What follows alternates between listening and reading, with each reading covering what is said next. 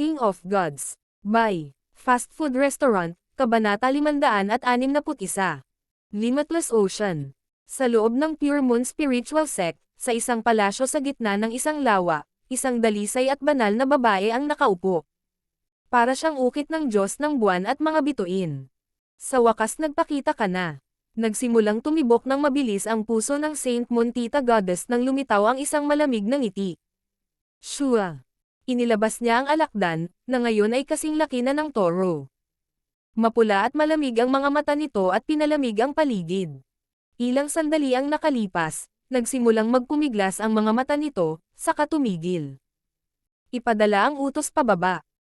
Si Zhao Feng ay nasa southern boundary ng Tianlu Islands, humigit kumulang sa paligid ng 8 Desolate Mountain. Sino ang mga eksperto sa paligid ng 8 Desolate Mountain? Gamitin ang pangalan ng Pure Moon Spiritual Sect para utusan silang hulihin si Zhao Feng, at bigyan sila ng malaking gantimpala kung nagawa nilang gawin iyon. Ang Saint Moon Aunt Goddess ay naglabas ng isang jade slip at ang order ay ipinasa. Bilang isang 2.5 bituin na sekta, ang Pure Moon Spiritual Sect ay ang pinakamalaking kapangyarihan sa Tianlu Islands. Sa loob ng isang oras, ang balita ay naglakbay sa labas ng isla kung saan nakabase ang Pure Moon Spiritual Sect. Kailangang malaman ng isa na ang isla kung saan matatagpuan ang sekta ay ilang beses na mas malaki kaysa sa Azure Flower Continent, at mayroong ilang dosenang mga isla sa Tianlu Islands. Kahit na ang Saint Moon Aunt Goddess, isang Void God Realm, ay hindi makakarating kay Zhao Feng nang hindi gumugol ng ilang oras. Shua. Isang tipak ng mental na enerhiya ang dumaan sa higanteng alakdan. Ang reaksyon ni Zhao Feng ay medyo mabilis. Naputol na niya ang kawing sa alakdan. Naging madilim ang ekspresyon ng Saint Moon Aunt Goddess. Kasabay nito, sa isang napakalayo na lugar sa itaas ng walang limitasyong karagatan. Mukhang kailangan kong isuko ang alakdan na iyon. Binuksan ni Zhao Feng ang kanyang mga mata at humagulgol. Ang puwersahang paglabag sa kontrata ng alagang hayop sa alakdan ay nasugatan siya, ngunit ang paggawa nito ay naging mas ligtas siya. Kung walang link ng higanteng alakdan, hindi na mararamdaman ng 3 sekta ang kanyang lokasyon. Kailangan kong umalis sa Tianlu Island sa lalong madaling panahon. Si Zhao Feng ay may tame time na ekspresyon. Nalaman niya ang tungkol sa sitwasyon dito. Ang pinakamalakas na 3 puwersa sa Tianlu Islands ay ang Pure Moon Spiritual Sect, ang Black Cliff Palace, at Moon Demon Palace. Kinokontrol nila ang 12 ng kontinente na kasing laki ng Azure Flower Continent. Ngayong lumitaw na siya sa loob ng kanilang teritoryo, wala nang ligtas. Sa kabutihang palad, ipinadala siya ng Purple Saint Partial Spirit sa pinakadulo ng Tianlu Islands. Tianlu Islands. 8 Desolate Mountain. Isang mapa at ilang impormasyon ang lumitaw sa isip ni Zhao Feng, na naglalaman ng mga posisyon ng mahahalagang lugar sa loob ng Kang Ocean. Ang Kang Ocean ay isang karagatan sa loob ng walang limitasyong karagatan, at naglalaman ito ng ilang daang isla, bawat isa ay kasing laki ng Tianlu Islands. Ang Azure Flower Continent ay isang maliit na bahagi lamang ng lupain sa Azure Islands. Mula dito, makikita kung gaano kalaki ang Kang Ocean. Higit pa rito, mayroon ding hindi mabilang na maliliit na isla sa loob ng mga hangganan nito. Halimbawa, ang 8 Desolate Mountain. Pagkatapos na dumaan sa 8 Desolate Mountain at ilang milyong milya pa, makakaalis na ako sa Tianlu Islands. Ang katawan ni Zhao Feng ay kumikinang sa kidlat. Shua. Isang sinag ng Azure and Purple Light ang sumilay sa kalangitan. Ang walang limitasyong karagatan ay hindi katulad ng isang normal na karagatan. Sa mundong ito, maliban sa lupa, lahat ay nasa dagat ng ambon. Kapag mas mataas, mas manipis ang ambon, at mas mababa ang ambon, mas makapal ang ambon. Tumingin si Zhao Feng sa paligid habang siya ay lumilipad. May mga kakaibang species dito, pati na rin ang iba pang mga banta mula sa kalikasan. Ang mas mababang zone ng dagat ng ambon ay napakakapal at nabuo ang tubig, ang tunay na karagatan. Ang mga tao ay hindi angkop na manirahan dito. Sa totoo lang, ang mga isla ay mga batik-batik lamang na angkop na tirahan ng mga tao. Matapos masira ang sinaunang Desolate Continent, ang kontinente ay naging isang grupo ng mga batik na kumalat sa buong mundo. Ang bawat isa sa mga specks na ito ay naging mga isla na may iba't ibang laki. Para sa mga tao, ang walang limitasyong karagatan ay tiwangwang at baog. Maliit na bilang lamang ng mga species at hayop ang maaaring manirahan dito. Q. Ang bilis ni Zhao Fang ay unti-unting tumaas, at siya ay 10 beses na mas mabilis kaysa siya sa Azure Flower Continent. Ang gravity at paglaban sa walang limitasyong karagatan ay napakaliit. Kahit na ang mga nasa Consolidated Realm at Ascended Realm ay madaling lumipad dito. Gayunpaman, ang Yuan Qi dito ay napakanipis. Ang mga may cultivation sa ibaba ng True Spirit Realm ay hindi makakatagal dito. Ang Heaven Earth Yuan Qi dito ay masyadong manipis. Ang paglipad ng mahabang panahon ay nangangailangan ng Primal Crystal Stones. Hindi napigilan ni Zhao Fang ang buntong hininga. Gulo. Pagkatapos lumipad ng 12,000 milya, nagsimulang lumitaw ang mga bula ng condensed Yuan Qi. Mayroong ilang mga lugar ng Yuan Qi sa karagatan, ngunit kadalasan, ang mga makapangyarihang hayop o iba pang mga species ay nakatira doon. Nag-iingat si Zhao Fang. Karaniwang hindi siya nakakalapit sa karagatan kapag lumilipad siya. Whoosh! Whoosh! Ilang itim na figure ang tumalon mula sa karagatan. Mayroon silang malalakas na aura na mas malakas kaysa sa isang tao mula sa Azure Flower Continent. Kung titignan sila, sila ay mga itim na ahas ng tubig, bawat isa ay kasing kapal ng Bar Isles. Ang mga itim na ahas na ito ay maaaring kumawala sa karagatan at lumipad sa himpapawid dahil ang gravity at resistensya dito ay napakababa. Higit pa rito, hindi sila mga normal na ahas. C. Ang mga itim na ahas ay tila sumangot ng isang bagay at sumugod patungo kay Zhao Fang 12 milya ang layo. Ang mga water snake na ito ay nasa True Mystic rank. Hindi umatras si Zhao Fang. Gusto niyang subukan kung gaano sila katatag. Sinabi sa kanya ni Patriarch Hong na ang True Lord rank ay ang pinakamababang kinakailangan upang maglakbay sa labas ng mundo, ngunit ito ay lubhang mapanganib para sa kanila. Iminungkahi ni Patriarch Hong kay Zhao Fang na dapat niyang maabot muna ang Half-Step Origin Core Realm, ngunit malinaw na wala pa si Zhao Fang sa Half-Step Origin Core Realm. Mamatay. Nagpadala si Zhao Fang ng mga bahid ng hangin at kidlat sa hangin. Boom! Ang mga itim na ahas ay pinaghiwa-hiwalay at ang kanilang mga katawan ay nahulog sa karagatan. Hanggat ang lakas ng isang tao ay hindi pa umabot sa Origin Core Realm, hindi nila ako maaaring takutin. Bahagyang ngumiti si Zhao Fang. Gulo. Gulo. Gulo. Ang karagatan sa loob ng 100 milya ay biglang nagsimulang umikot at umikot. Bahagyang nabahala si Zhao Fang. Ngunit dahil hindi niya magamit ang kanyang God's Spiritual Eye, hindi niya naintindihan ang nangyayari. Ginamit niya ang kanyang spiritual sense upang makita ang kanyang paligid at tumalon sa takot. Ang kanyang spiritual sense ay pinaghihigpitan sa walang limitasyong karagatan at hindi makadetect ng napakalayo. Gulo. Gulo. Gulo. 10,000 mga hayop, higit sa lahat mga ahas ng tubig, ay lumundag mula sa karagatan. Ang mas maliit sa mga hayop na ito ay kasing laki ng palad habang ang mas malaki ay kasing laki ng maliit na bundok. Lahat sila ay maaaring lumipad sa hangin saglit. Woo! Mahigit sa 100 ng mga hayop na ito ay may mga aura na maihahambing sa kalahating hakbang na Origin Core Realm, at ang iba ay nasa True Spirit Realm. Takbo! Ang mga talukap ni Zhao Fang ay kumaibot habang parami ng parami ang mga halimaw na lumitaw. Wind Lightning Tornado. Ginamit ni Zhao Fang ang kanyang pag-atake sa pinakamalawak na lugar at tinangay ang lahat sa loob ng 1 o 2 milya.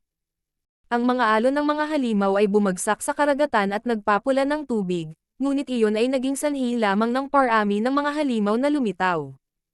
Woo! Nakarinig si Zhao Fang ng ilang malalalim na dagandong mula sa ilalim ng karagatan. Marahil ay may ilang mga sovereign beast na papunta dito. Sa isang maikling sandali, 10,000 mga hayop sa loob ng 1,000 milya ang naniningil. Master, ito siguro ang unang beses mo dito.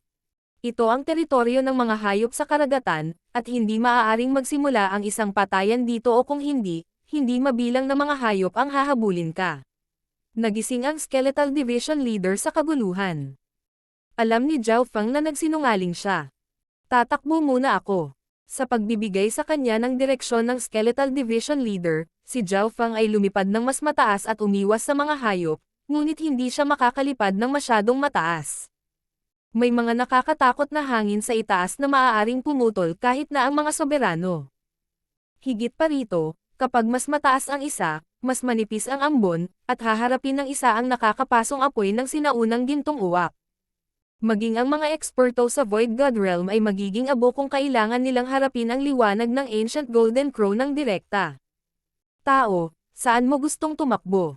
Isang halimaw na mukhang tao ang nagsalita sa wika ng tao at may hawak na sibat sa isang kamay. Hiyu. Si Zhao Feng ay hindi nag-abala pang sumagot habang siya ay naniningil ng higit sa 1,000 milya ang layo at sinubukan ang kanyang makakaya na huwag lumaban. Noon lamang bumaba ang bilang ng mga hayop. Ang Yuan Qi dito ay masyadong manipis. Ang mga tao ay hindi maaaring lumaban dito ng napakatagal. Naramdaman ni Zhao Feng na ang kanyang true force ay mabilis na nauubos. Nangangahulugan ito na kailangan niyang umasa sa Primal Crystal Stones upang tulungan siyang makabawi. Kasabay nito, isang bangka na halos 10 metro ang haba ay lumitaw 12-dosenang milya sa likod ni Zhao Feng. Ang kulay ng bangka ay lubos na katulad ng karagatan at tila sumanib dito. Tahimik itong naglakbay at hindi maramdaman. Boss, mukhang may tanga sa unahan sa paglilinang ng isang late stage na True Lord rank. Naglakas loob siyang pumasok sa walang limitasyong karagatan ng mag-isa. Ilang masasamang figure ang lumitaw sa board. Sa pagtingin sa kaawa-awang damit ng brat na iyon, ninakawan siya. Malamang na wala tayong makukuha at baka ibunyag pa ang ating lokasyon. King of Gods, Kabanata 562. Mga pirata ng Blue Lightning. Ho! Nagpakawala ng hininga si Zhao Feng pagkatapos tumakas. Master, isang grupo ng mga pirata ang nakalock sa atin. Sabi ng Skeletal Division Leader mula sa loob ng 10,000 Ghost Pearl. Mga pirata. Si Zhao Feng ay hindi gaanong binibigyang pansin ang kanyang paligid noon. Matapos marinig iyon at makapag-concentrate, mahina niyang naramdaman ang mga ito. Ang kanyang mga pandama ay mahina dahil siya ay umaasa sa kanyang spiritual sense, dahil hindi pa rin siya nang ahas na madaling gamitin ang God's spiritual eye. Ang mga pirata sa walang limitasyong karagatan ay kadalasang ninakawan ang mga negosyante at ilang iba pang uri ng tao, ngunit mukhang wala silang planong kumilos sa iyo. May kakaibang ekspresyon ang Skeletal Division Leader habang nagsasalita ito. Dahil nag-specialize ito sa Tao of the Soul, napakalakas ng spiritual sense nito kaya naririnig nito ang pinag-uusapan ng mga pirata. Hindi alam ng Skeletal Division Leader kung tatawa o ngingiti. Inisip ng mga pirata na ito na si Zhao Feng ay masyadong mahirap para magnakaw. Hindi alam ng Skeletal Division Leader kung paano ipahayag ang kasalukuyang emosyon nito. Ang kayamanan na taglay ni Zhao Feng ay sapat na para maging pula ang mga mata nito.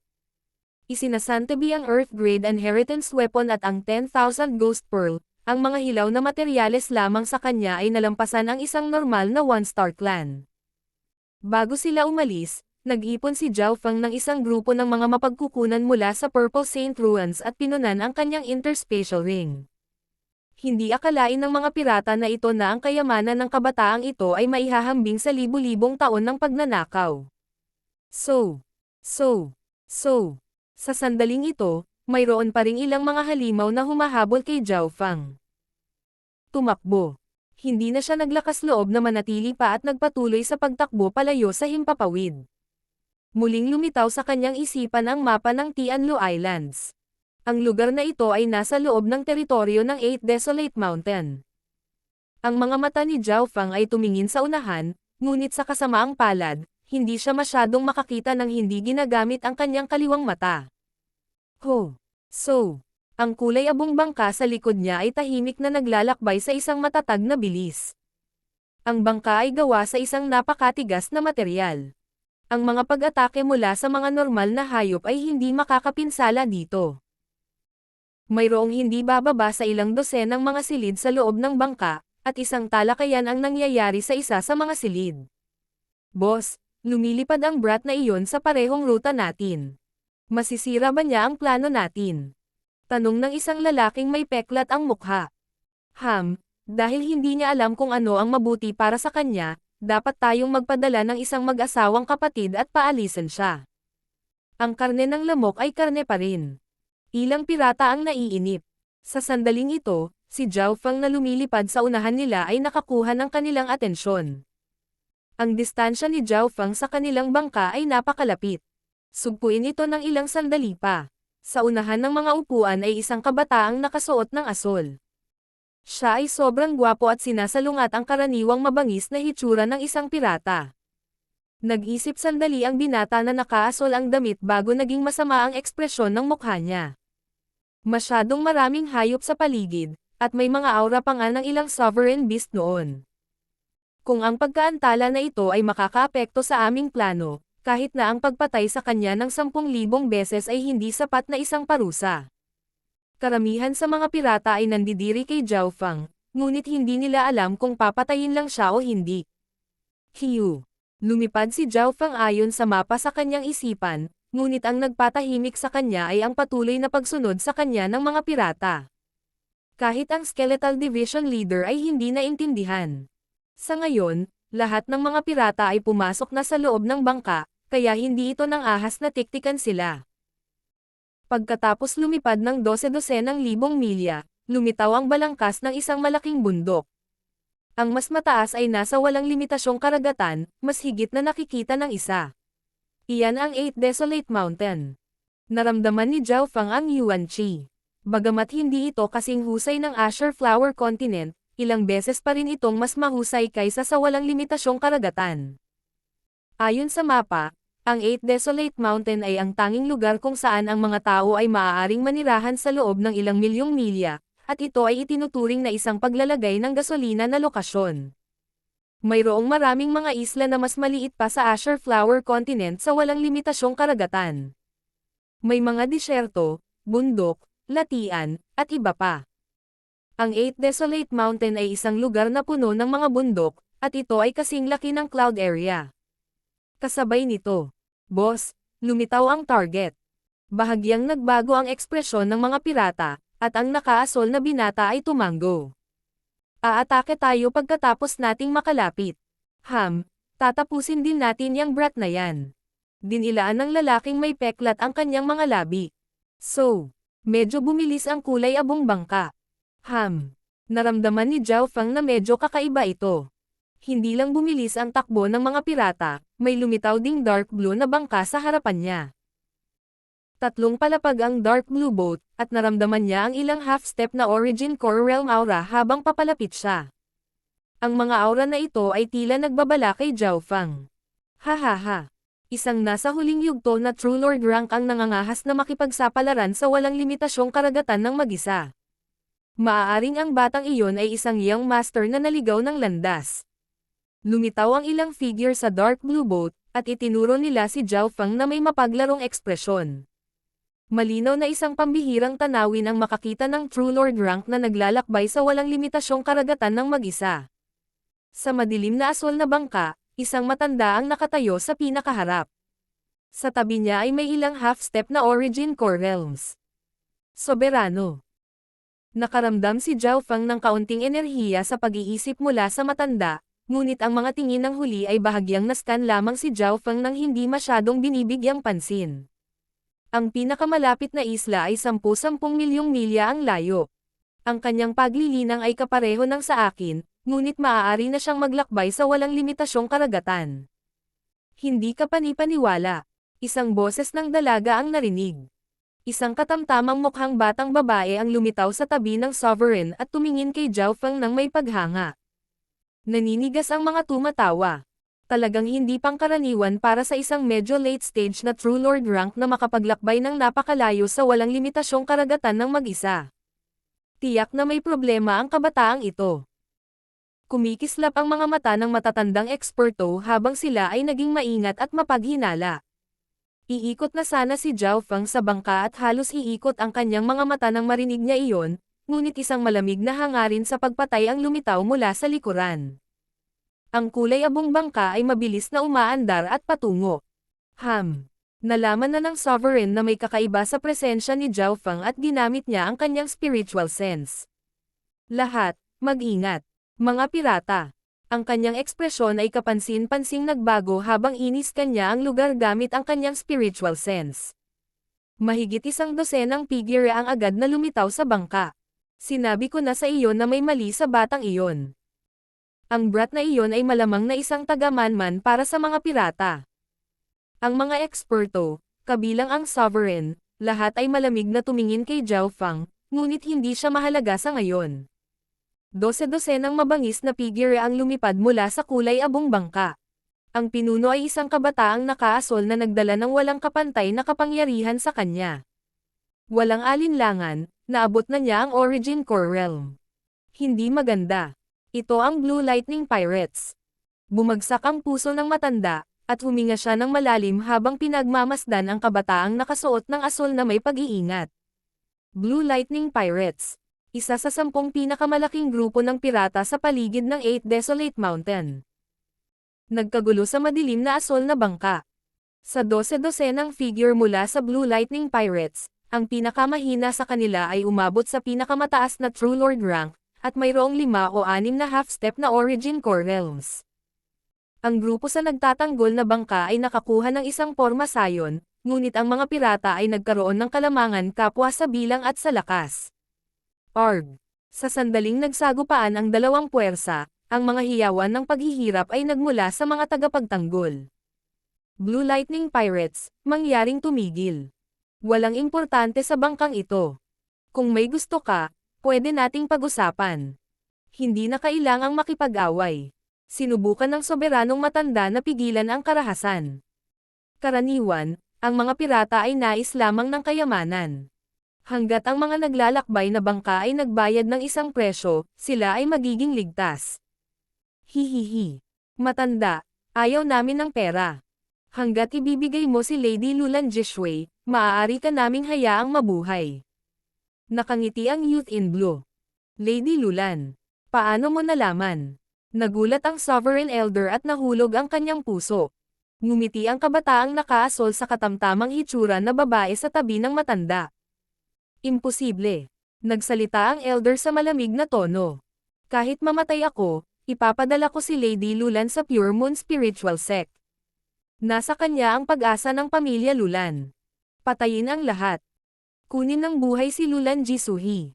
Utos ng kabataang nakaasol. Nagsimulang maglaban muli ang dalawang puwersa. Kaya ganyan yan. Sa wakas ay naunawaan ni Zhao Fang kung bakit hindi siya inatake ng mga pirata, ngunit wala siyang anumang negosyo sa bagay na ito. Tahimik na sinubukan ni Zhao Fang na umikot. Hihihi. Brat, sa tingin mo makakatakas ka sa Blue Lightning Pirates? Isang mabangis na lalaking may peklat ang mukha at 2 pang pinakamataas na True Lord ranks ang sumugod kay Zhao Fang. King of Gods, Kabanata 563. Purple Destruction Wind Lightning. Sumiklab ang labanan sa pagitan ng dalawang puwersa, at ang mga pirata ay nagkaroon ng ganap na kalamangan habang napapalibutan nila ang bangka. Pang! Ang dalawang sovereign ay naglaban sa himpapawid, na nagdulot ng mga shockwaves sa layong mahigit 100 milya. Water Lightning Infinity. Ang nakadamit na asol na pinuno ng pirata ay bumaril ng mga sinag ng tubig at kidlat. Boom! Boom! Ang matanda na nakasuot ng maraming kulay na damit ay nanlaban, ngunit ang kanyang mga pag-atake ay hangina at hinihigop ng mga sinag ng tubig at kidlat. Ang pag-atake ng Water Lightning Infinity pagkatapos ay bumuo ng isang magulong whirlpool. Bam! Napaatras ng ilang hakbang ang matanda. Hihihi, tama yung ulat. Old Man Huang, nasa middle stage ka lang na Small Origin Core Realm. Kahit hindi ka nasugatan, hindi ka magiging kapareha ko. Ang kabataang nakaasol ay madaling napigilan ang matanda. Ang huli ay nasugatan at nasa 70 hanggang 80% lamang ng kanyang pick. Ang Origin Core Realm ay nahahati sa Small Origin Core Realm at Great Origin Core Realm, na parehong nahahati sa early, middle, at late stage. Pinanood ni Zhao Fang ang dalawang nag-aaway na sovereigns. Ang elder na may maraming kulay na damit ay nasa gitnang yugto na Small Origin Core Realm, halos kapareho ng Skeletal Division Leader, samantalang ang pirata na nakaasol ay umabot sa late stage na Small Origin Core Realm. Sa mga tuntunin ng parehong husay at lakas, ang pirata ang may mataas na kamay. Ang pinaka-interesado kay Zhao Feng ay ang water lightning laws na nilinang ng pirata. Water lightning, wood lightning, wind lightning. Lahat ito ay may kaugnayan sa lightning.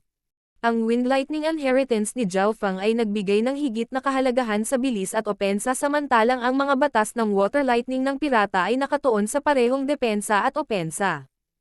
Brat, bakit hindi mo pinapansin? Ang lalaking may peklat na mukha at ang dalawa pang pirata ay umatake. Ang mga kabataang nasa harapan nila ay tila hindi man lang sila inabala, at nagkaroon pa siya ng bakanteng oras at lakas upang panoorin ang paglalaban ng dalawang soberano. Hahaha, ito siguro ang unang beses na pumasok ang brat na ito sa Limitless Ocean. Malamang hindi pa niya nakikita. Sinabi ng isa sa pinakamataas na True Lord ranks ng may paghamak. Mabilis na pinalibutan ng tatlo si Zhao Feng. Ang isa sa pinakamataas na True Lord ranks ay may hawak na pilak na latigo na sumipol sa paligid ni Zhao Feng. Pictier na spiritual grade na sandata. Bahagyang nagulat si Zhao Feng.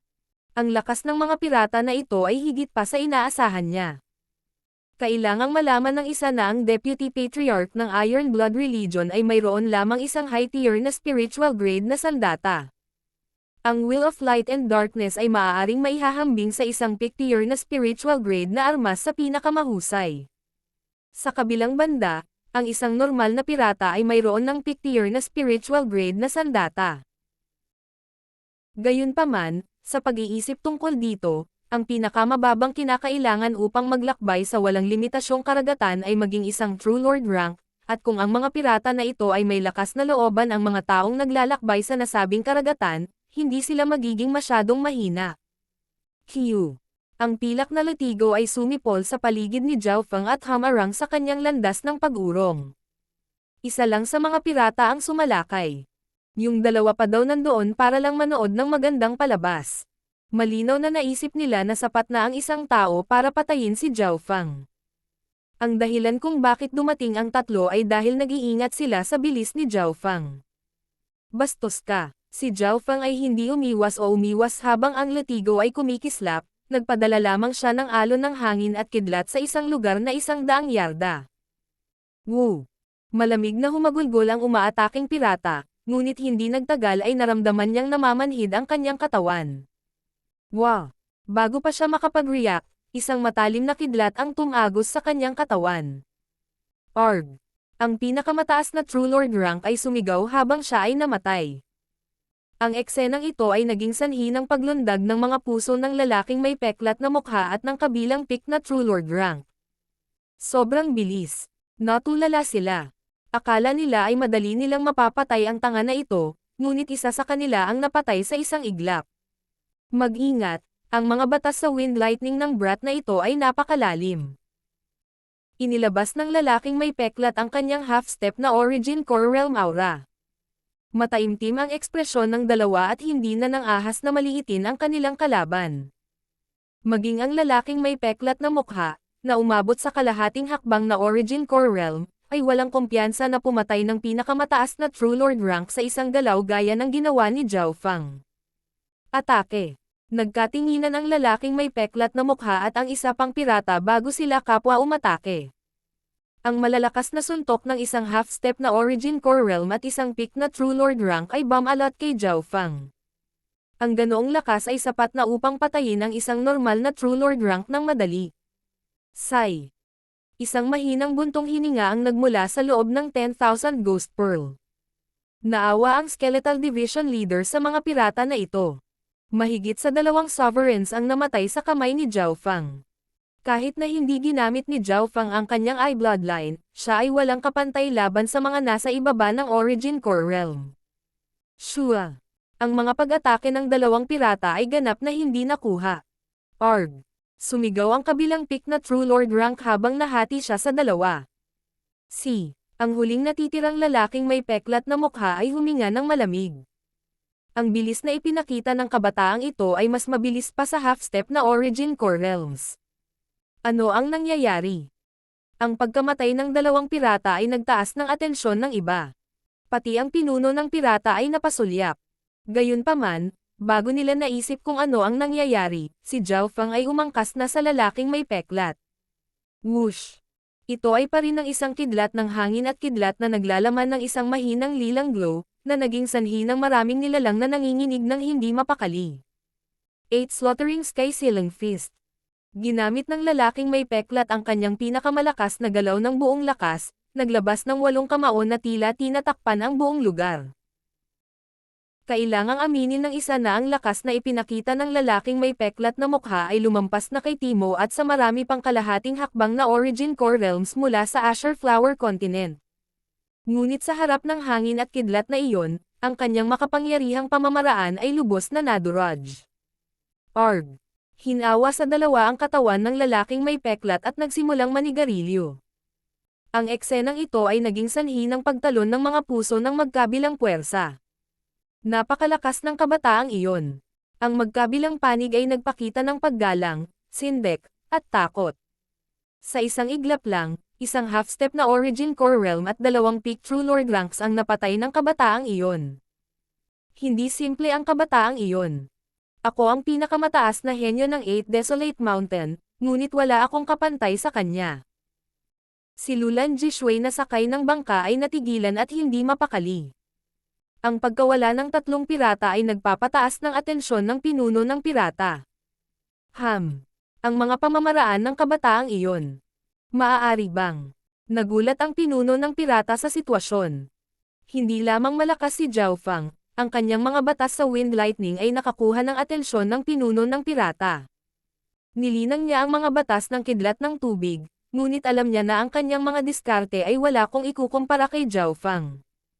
Hong San.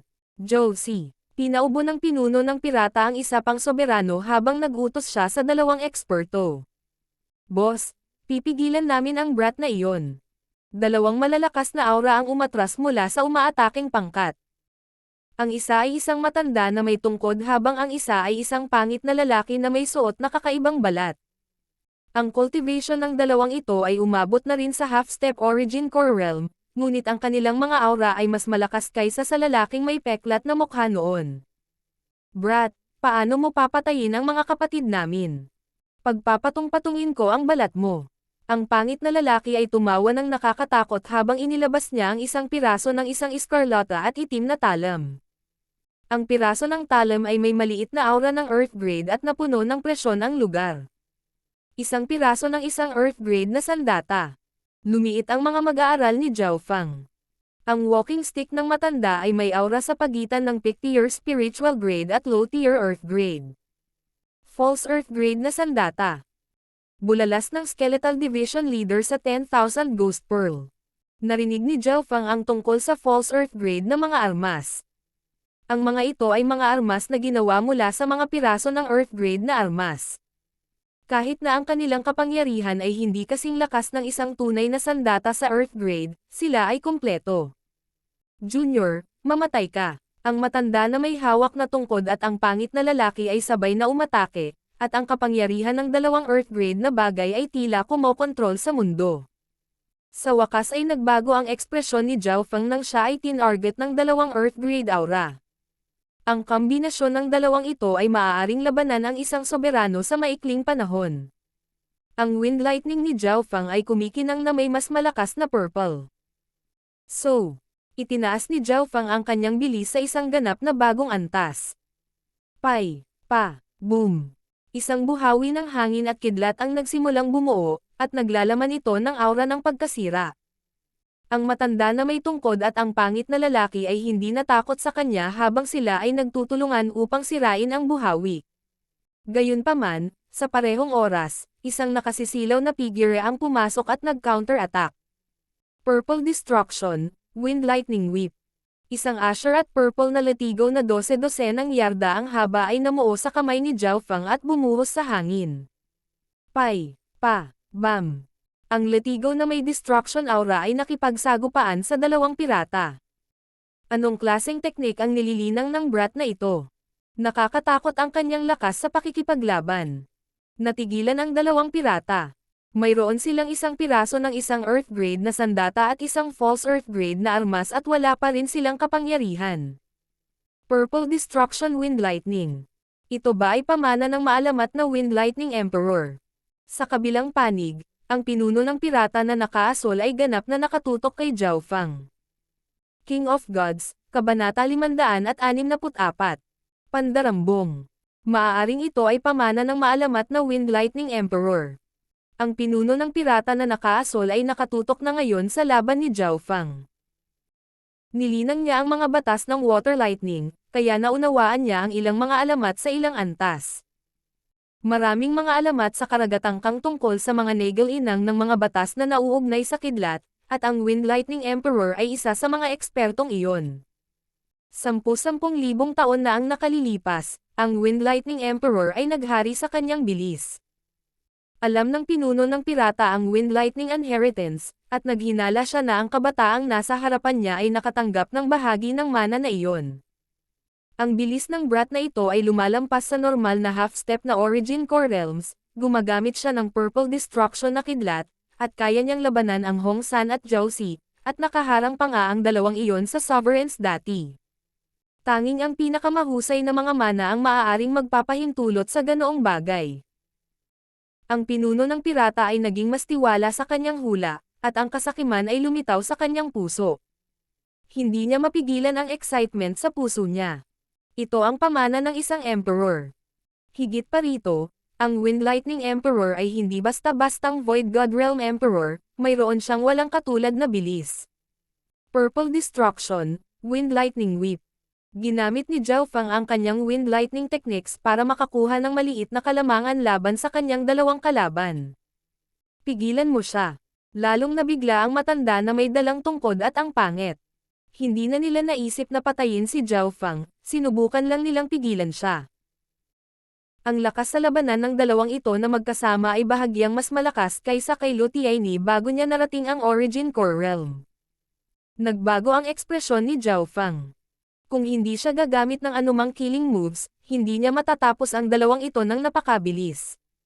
Gayunpaman, hindi siya nagmamadali. Bagamat naintindihan niya ang ikalimang bahagi ng kidlat na kulay lila, wala siyang gaanong karanasan sa pakikipaglaban sa paggamit nito. Ang dalawang ito ay perpekto para sa kanya upang subukan ang mga bagay-bagay. Hindi niya gustong gamitin ang Ice Imperial Spear, Ghost Corpse First Array, o ang Skeletal Division Leader para tapusin sila ng napakabilis. Sa panahon ng laban, ipinagpatuloy ni Zhao Fang ang pagsubok sa kanyang mga diskarte sa Purple Destruction Lightning. Q.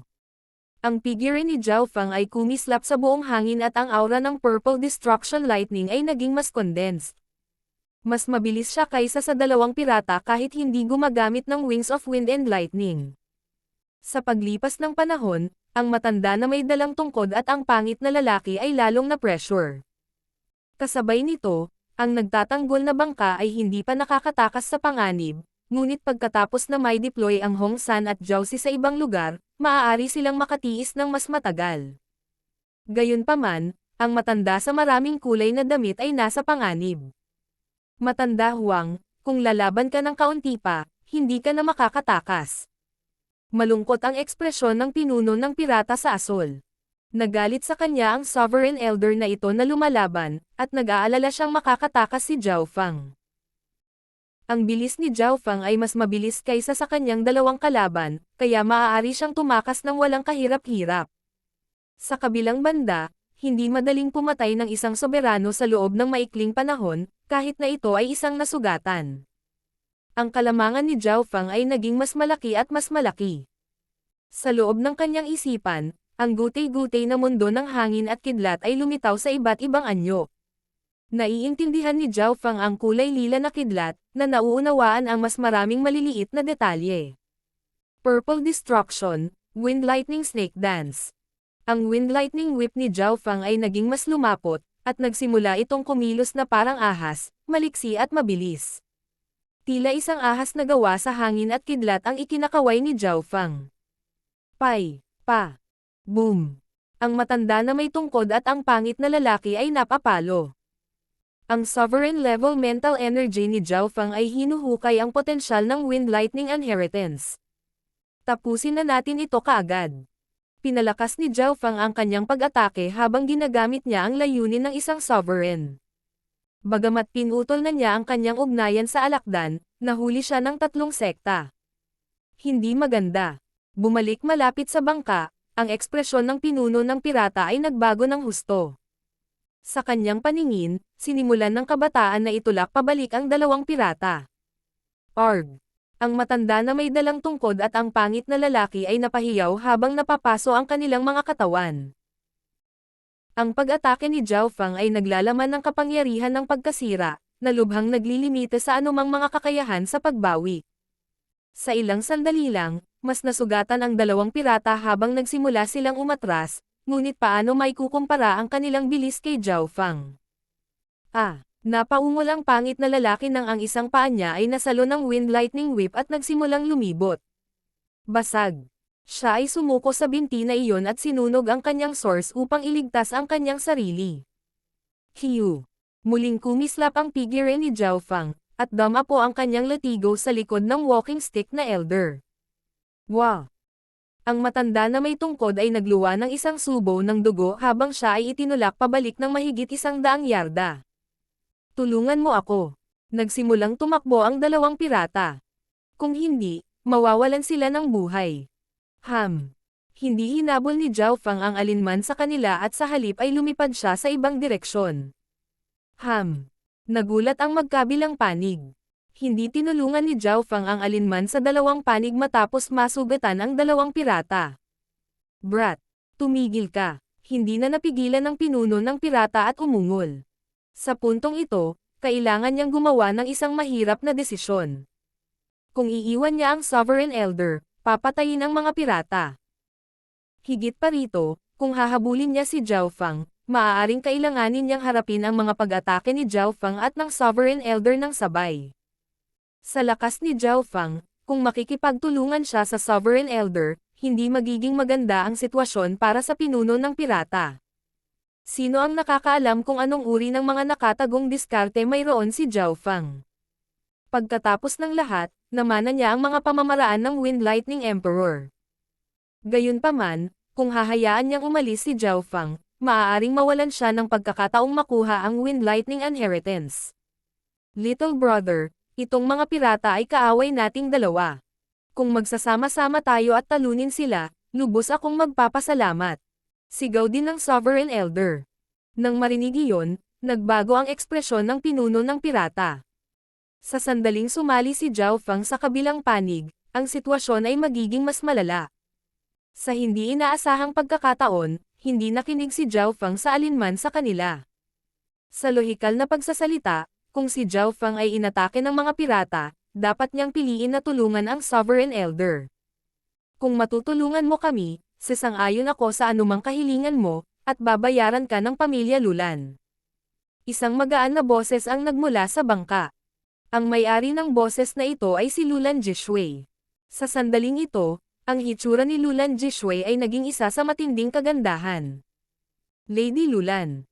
Parehong kaibigan at kalaban ay nataranta. Sa loob ng ambon, ang pagkakaroon ng isang dilag na tulad niya na kasama mo ay magiging lubhang nakakapukaw ng puso.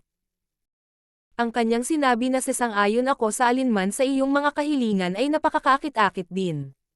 Sa kasamaang palad, hindi siya nakikipag-usap sa sino man sa kanila. Gayunpaman, nanatiling walang emosyon ang kabataan at umalis. Nagulat ang magkabilang panig. Walang reaksyon ang batang ito kay Lulan Jishui. May mali. Napagtanto ng mga pirata na may mali. Si Zhao Fang ay hindi patungo sa direksyon ng 8 Desolate Mountain. Papunta siya sa kabilang direksyon. Hiu. Si Zhao Fang ay naging isang streak ng Wind Lightning na sumara sa kulay abong bangka, ang pirata na barko ng Blue Lightning Pirates. Arg! Tanging ang mga pirata sa early stage at late stage na True Lord rank ang naiwan sa bangka. Bam! Lumapag si Zhao Fang sa deck. Master, ang barkong ito ay napakataas ng kalidad at ang depensa nito ay napakalakas. Kung tama ako, ang barkong ito ay maaaring sumisid sa karagatan at kahit na baguhin ang hitsura nito. Sa loob ng 10,000 Ghost Pearl, sobrang nasiyahan ang Skeletal Division Leader. Inalagaan ni Zhao Fang ang natitirang mga pirata nang walang anumang pagsisikap. Hihihi, basta may sapat na Primal Crystal Stones at sapat na katulong, madali silang makakabiyahe sa walang limitasyong karagatan. Ang mga nasa barko ay maaaring gumugol ng mas maraming oras sa paglilinang. Paliwanag ng Skeletal Division Leader. Dahil kailangan nila ng mag-asawang mandaragat, iniwan ni Zhao Feng ang ilan sa mga pirata na buhay. Sa totoo lang, ito lang ang ideya ng Skeletal Division Leader, at naantig si Zhao Feng dito. Kung tutuusin, hindi madaling lumipad ng napakatagal. Kailangan niyang hanapin ang Sky Saint Chin Palace na nasa ibang teritoryo. Kailangan niya talaga ng barko. Walang hiya na magnanakaw. Halos sumabog sa galit ang pinunong pirata. Ang pag-aalala niya noon ay lubos na walang silbi. Hindi lamang hindi nakipagsanib puwersa si Zhao Feng sa Elder, ninakaw niya ang kanilang barko. Nagsimulang magmura ang Blue Lightning Pirates. Bilang mga pirata, hindi nila inaasahan na sila pala ang mananakawan.